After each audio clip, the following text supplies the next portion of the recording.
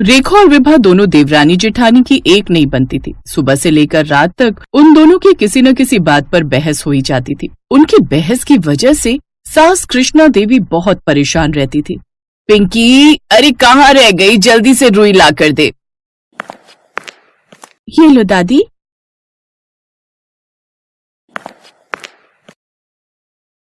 इन दोनों की लड़ाई के शोर से एक दिन बहरी हो जाऊंगी। अरे बस करो रेखा विभा। मैंने जब बोला था कि लिक्विड डिटर्जेंट मेरी पसंद का आएगा तो आपने दूसरा क्यों मंगवाया? कपड़े बिल्कुल भी साफ नहीं धुले। मेरे कपड़े तो बहुत साफ धुले। तुम्हें कपड़े धोने नहीं आते इसलिए तुम्हारे कपड़े साफ नहीं धुलते। कपड़े धोने का भी तरीका होता है। भाभी आप फालतू बोल रहे हो। मुझे कपड़े धोने नहीं आते या आप सर्फ बेकार मंगवाती हो? ये अपनी गलती छुपाने का तरीका है। ऐसे तो आप इतने काम बिगाड़ देती हो। मैं तो नहीं कहती कि आपको ये काम नहीं आता, वो काम नहीं आता। सुबह एक पराठा नहीं बेल पा रही थी मैं। कल शाम को आपने जो आटा गूंथ कर रखा था। आपको कौन सा बढ़िया खाना बनाना आता है? इतना फीका खाना बनाते हो। तुम जाओ, मिर्च भर भर कर डालकर कसर पूरी कर देती हो। पिंकी बंटी दोनों तुम्हारे हाथ की सब्जी नहीं खा पाते। मेरे बच्चे तो खा लेते। दीपू पूजा को तो मिर्ची नहीं लगती। अरे मैं कहती हूँ बस भी करो। इतनी ताकत कहाँ से लाती हो दोनों लड़ने की? एक बात खत्म होती है दूसरी शुरू कर देती हो। इस घर में एक चाय की प्याली कोई देगा या नहीं, या मैं खुद बना लिया करूँ? माँ, उनकी लड़ाई तो चलती रहेगी। ये लो गर्मा गर्म चाय। सुनील तू भी आजा, मैंने हम दोनों के लिए भी बना ली थी चाय। हाँ भैया आ रहा हूँ। ब्रेड बिस्कुट लेने गया था दुकान से, क्योंकि मुझे लग रहा था कि भाभी और विभा की लड़ाई में दोपहर का खाना मिलना मुश्किल है। एक छुट्टी मिलती है हफ्ते में, उसमें भी रेखा और विभा दोनों की लड़ाई से कान दर्द हो जाते हैं। घर में बहस खत्म होने का नाम नहीं ले रही थी। सुबह की लड़ाई अभी ठंडी भी नहीं हुई थी कि दोपहर के खाने की तैयारी में नया मुद्दा खड़ा हो गया। विभा, मैंने कहा था आज आलू मटर की सब्जी बनाऊंगी, फिर तुमने आलू टमाटर क्यों बना दिए? क्योंकि आलू मटर किसी को पसंद नहीं है, सबको आलू टमाटर पसंद है। बस अब ये लड़ाई सब्जी तक पहुंच गई। हे भगवान, मैं तो सोच रही थी कि शांति से 2 रोटी खा लूंगी, लेकिन यहाँ तो रोज नए मुद्दे निकल आते हैं। माँ, लगता है हमें रोज 2 सब्जियां बनवानी पड़ेंगी, वरना घर में वर्ल्ड वॉर छिड़ जाएगा। सही कह रहे हो भैया। और हमें रुई का स्टॉक भी रखना पड़ेगा, नहीं तो कान के डॉक्टर के पास जाना पड़ेगा। मुझे तो अब लगता है कि एक दिन तुम्हारी लड़ाई इतिहास में दर्ज होगी। आलू मटर बनाम आलू टमाटर युद्ध के नाम से।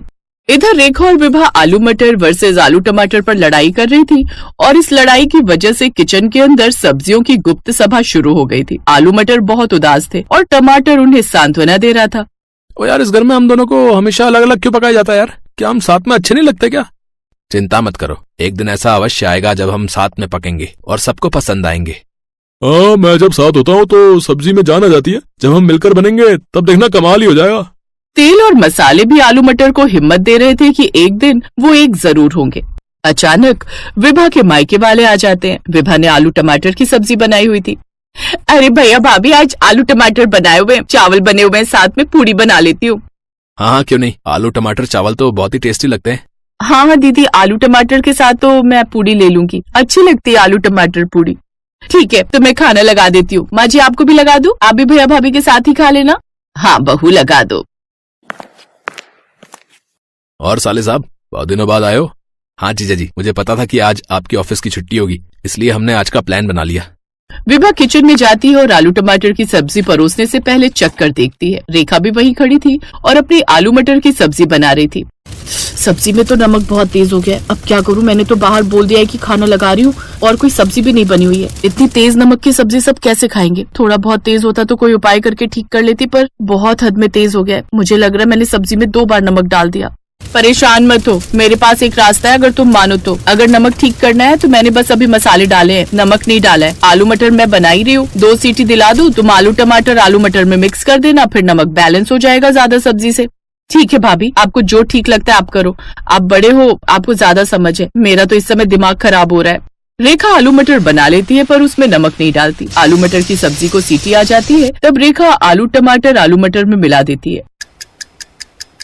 सब्जी बहुत ही टेस्टी बन गई थी, क्योंकि आलू मटर के स्वाद में आलू टमाटर मिक्स हुए तो एक अलग अनोखा चटपटा स्वाद आ गया। विभा रेखा को गले लगाती है और थैंक यू बोलती है। जब सबको सच्चाई पता चलती है तो सब हैरान रह जाते हैं, साथ ही सब्जी की बहुत तारीफ करते हैं। उस दिन के बाद रेखा और विभा ने छोटी छोटी बातों पर लड़ाई झगड़ा करना बंद कर दिया और मिलजुल कर रहने लगी।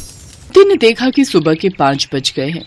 वो जल्दी जल्दी उठी और मंडी जाने के लिए तैयार हो गई। उठ गई गोमती? हाँ, और सुनो, मैं सब्जी लेने मंडी जा रही हूँ। तुम ब्रेड और दूध बंटी को बोल देना, ले आएगा। चाय ब्रेड खाकर ही दवाई लेना। हाँ हाँ ले लूंगा, तू भी ध्यान से जाना। गोमती का पति किशन बीमार रहता था, इसलिए घर का खर्च चलाने के लिए गोमती सब्जियां बेचने लगी। गोमती सुबह सुबह की ताजी सब्जी खरीदने के लिए बड़ी मंडी जाने लगी। गोमती ताजी सब्जियां खरीद कर लाती और बाजार में ताजी सब्जी का ठेला लगाती। सभी ग्राहक जानते थे कि गोमती बड़ी मंडी से ताजी सब्जियां लाती है, इसलिए सुबह सुबह गोमती के ठेले पर सब्जी खरीदने के लिए ग्राहकों की भीड़ लग जाती थी। 1 किलो आलू, प्याज, टमाटर और हाँ आधा किलो करेला, भिंडी और अरबी भी कर दो।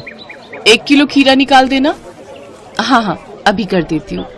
तभी एक औरत गोमती के पास आती है जिसका नाम मेघा था। वो गर्भवती थी और सुबह सुबह टहलने के लिए निकलती थी। मेघा का नियम था, वो गोमती से ताजी सब्जियां लेती हुई ही घर जाती थी। गोमती, मैंने तुम्हें कच्चे आम बोले थे, लाई हो क्या? हाँ हाँ मेघा दीदी, आपके कच्चे आम मैंने पहले ही अलग ले लिए थे। ये देखो ताजे ताजे कच्चे आम। अरे वाह, इन कच्चे आमों को देखकर तो मेरे मुंह में पानी आ रहा है। वैसे कुछ भी कहो, सुबह सुबह की ताजी सब्जी की सुगंध ही अलग होती है, जो पूरे बाजार में सिर्फ तुम्हारे ठेले पर ही मिलती है। मुझे लगता है तुम बहुत मेहनत से सुबह सुबह बड़ी मंडी से ताजी सब्जियां लाती हो। कितने बजे उठ जाती हो गोमती? मेघा दीदी, रात को देर से सोती हूँ और आप तो जानती ही हो बंटी के पापा की तबीयत ठीक नहीं रहती, पूरे घर का काम देखना होता है। फिर सुबह सुबह मंडी निकलती हूँ 5 बजे उठकर, उसके बाद घर जाना ही नहीं होता, सीधी यहीं आ जाती हूँ और ठेला तैयार करती हूँ। और कोई सब्जी चाहिए, दे दूं क्या? और आज आप अकेले आए हो, अक्सर तो आपके साथ अमर भैया होते हैं। हाँ, अमर को कुछ दिनों के लिए ऑफिस के काम से बाहर जाना पड़ा, आ जाएंगे बोल रहे हैं। वैसे मैंने माँ को बुला लिया है, अकेली होती हूँ ना घर पर तो मन ही नहीं लगता। एक काम करो, मैं तुम्हें सब्जियां बता देती हूँ, क्या तुम रोजाना मेरे घर पर ताजी सब्जियां दे जा सकती हो? अब चला नहीं जाता, पूरा टाइम है ना इसलिए। हाँ हाँ आप चिंता मत करो मेघा दीदी, मैं रोजाना सुबह सुबह की ताजी सब्जी आपके घर पहुंचा दिया करूंगी। इस हालत में आप अपना ख्याल रखो और किसी भी चीज की जरूरत हो तो मुझे वो भी कह देना, मैं ला दिया करूंगी। मैं तो बड़ी मंडी जाती ही रहती हूँ। बहुत बहुत धन्यवाद गोमती, नहीं तो आजकल इतना कौन करता है। ठीक है, अब मैं चलती हूँ, ये मेरा फोन नंबर है, मैं तुम्हें सब्जियां बता दिया करूंगी, तुम पहुंचा दिया करना। ठीक है दीदी, इसमें अपना नंबर आप खुद ही डाल दो, मुझे डालना नहीं आता। हाँ हाँ लाओ। मेघा अपना नंबर गोमती के फोन में सेव कर देती है और उसका नंबर भी अपने फोन में ले लेती है। मेघा गोमती को फोन पर बता देती थी कि उसे सब्जी में क्या चाहिए। हेलो, हाँ मेघा दीदी, ठीक है, मैं अभी ठेले पर पहुंचूंगी ना तो पहले आपकी सब्जियां ही अलग करके दे जाऊंगी, उसके बाद ठेला लगा लूंगी। ठीक है गोमती। तुम्हारी ये सब्जी वाली बहुत अच्छी है, बेचारी रोजाना सुबह सबसे पहले तुम्हारी ही सब्जियां अलग करके दे जाती है। इसकी दी हुई भिंडी मैंने कल काटी थी, एक भिंडी खराब नहीं निकली, सब ताजी कच्ची कच्ची भिंडी थी। हाँ माँ बहुत अच्छी है गोमती, पर बेचारी का पति बीमार रहता है, 3 छोटे छोटे बच्चे हैं, अकेले ही सब्जी बेचकर घर का गुजारा कर रही है। गोमती सच में बहुत अच्छे स्वभाव की थी, ये बात मेघा और उसकी मम्मी जानते थे। एक दिन बहुत तेज बारिश हो रही थी, सड़कें पानी से भर गई थी, निकलने का भी कोई रास्ता नहीं था। गोमती सब्जियां तो ले आई थी पर ठेले पर नहीं लगा रही थी। आज तो बारिश ने परेशान कर दिया, सोच रही हूँ ठेला रुक कर लगाऊं, सड़कों पर पानी भरा हुआ है, कोई सब्जी लेने नहीं आएगा, थोड़ी देर बाद ही लगाऊंगी। अभी सारी सब्जी की बोरियां यहीं साइड में रख देती हूँ। एक काम करती हूँ, मेघा दीदी ने कल कच्चे आम बोले थे और बाकी सब्जियां भी तब तक उन्हें दे आती हूँ। आज उनका फोन भी नहीं आया, उन्हें लगा होगा कि मैंने बारिश के चलते सब्जी नहीं लगाई होगी। बारिश का पानी भी थोड़ा उतर जाएगा, बोरियां यहीं ठेले पर बांध जाती हूँ। गोमती ने सब्जी की बोरियां ठेले पर बांध दी और ठेले को जंजीर से बांधकर वो सब्जियां देने के लिए मेघा के घर चली जाती है। पर वो देखती है कि मेघा की तबीयत बहुत खराब है और जिस डॉक्टर से उसका इलाज चल रहा है वो उसका फोन नहीं उठा रही है।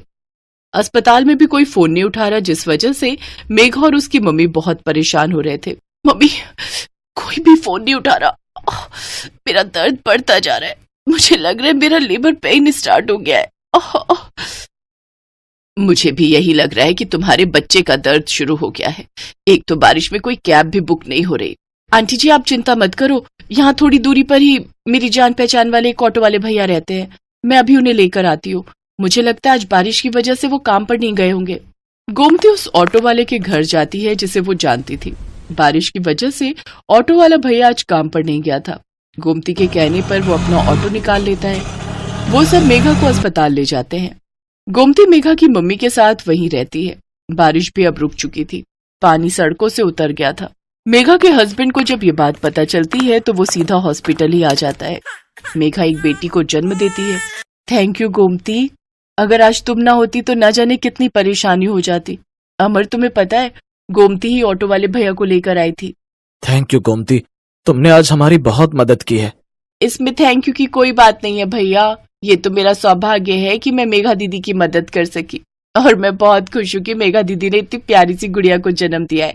अब तो मैं मिठाई खाऊंगी। गोमती को ध्यान ही नहीं रहा, वो अपना ठेला और सब्जियां सुबह से छोड़कर आई हुई थी। सब सब्जी वाले बारिश की वजह से वहां से जा चुके थे। गोमती देखती है उसका ठेला और सब्जियां कोई चोरी करके ले गया।